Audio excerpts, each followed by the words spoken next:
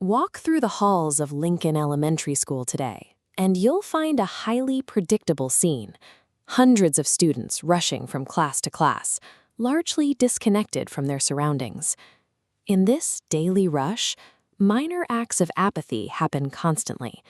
A student finishes a snack, crumples the wrapper, and lets it drop. It hits the linoleum and is immediately left behind. But this specific drop triggers an immediate reaction.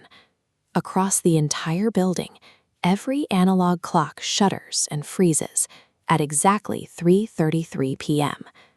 Most students don't notice the silence, but down in the library, a student named Jake Carter spots something strange, a faint blue light pulsing through the cracks in the floorboards. He flags down his classmate, Emma Parker. Together, they peel back the heavy corner of the library carpet, exposing a solid metal trapdoor bolted into the concrete.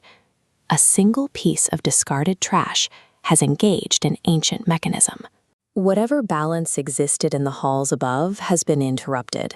Dropping through that trapdoor means leaving the bright safety of the library for a dark, dust-choked subterranean tunnel network. The stone floor down here is highly pressure-sensitive.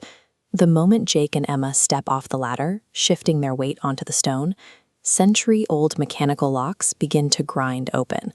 The architecture reveals itself to be highly precise. The vaulted ceilings and carefully placed mechanisms act as an intellectual test for intruders, rather than a simple barricade. Beneath the linoleum and drywall of the school sits a hidden intentional infrastructure, waiting for anyone observant enough to find it. Back on the surface, the school librarian, Mr. Harrison, realizes the trapdoor is exposed and the kids are missing. He reaches for a weathered journal tucked behind his desk. Harrison belongs to a lineage of generational guardians sworn to protect this underground system. Deep below, Jake and Emma step into a cavernous chamber dominated by a massive clockwork structure. Just like the clocks upstairs, its brass hands are frozen at 3:33. The main gear springs back to life, projecting a glowing map of the hidden tunnel network. In William Lincoln's clockwork community, gears represent citizens. Mutual respect keeps it moving. As red litter particles drop in, the machine spits to a halt. The town was engineered on the principle that social harmony and environmental care are mechanically essential for the community to function. Mr. Harrison catches up to Jake and Emma at the deepest point of the network, a secure vault chamber. In the center of the room sits an untouched ornate metal chest resting on a stone pedestal. Inside are thick sheets of vellum covered in complex mechanical blueprints and a series of wax-sealed letters written by the founder. The town's most protected asset was this intellectual legacy, kept in the dark until it could be claimed by those who followed the clues. Jake opens Lincoln's final letter.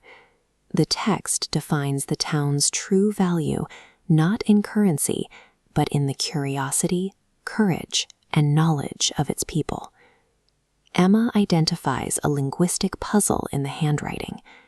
Decoding the phrase reveals the ultimate law that governs the clockwork community. The rule is specific. Citizens must not litter, and they must remain respectful of each other to keep the town alive. Civic duty is presented here as a vital responsibility. We maintain the community's heartbeat through the way we treat our shared environment. As the kids acknowledge this truth, a new, hidden symbol illuminates on the stone chamber wall.